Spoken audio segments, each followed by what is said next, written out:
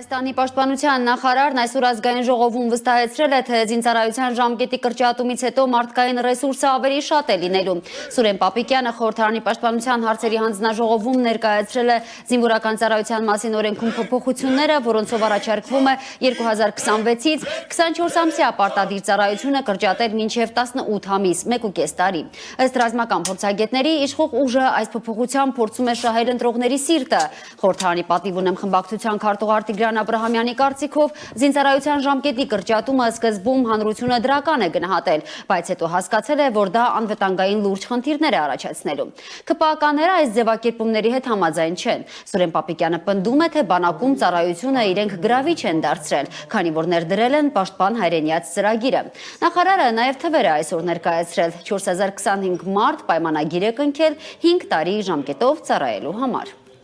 Անհրաժեշտ է հրապարակել, թե միջին ասված 1 տարվա ընթացքում, 1 զորակոչի ընթացքում ինչքան մարդ է զորակոչվում զինված ուժեր, որպեսզի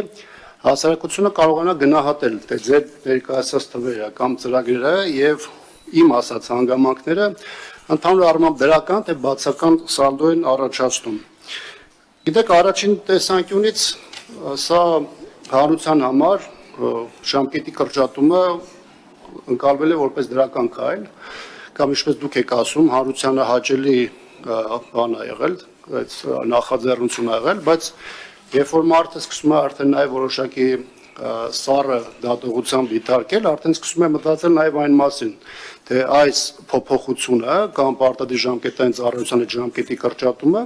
միջնաժամկետ կամ երկարաժամկետ կտրվածքով իր անվտանգության կամ իր անվտանգության միջավայրի վրա ինչ ազդեցություն ունենալու եւ մեր բարեփոխումների, մեր կատարած քայլերի արդյունքում գրավչությունը բանակում ծառայելու էապես մեծացել է ոչ միայն պաշտպան հայրենիաց ծրագրով,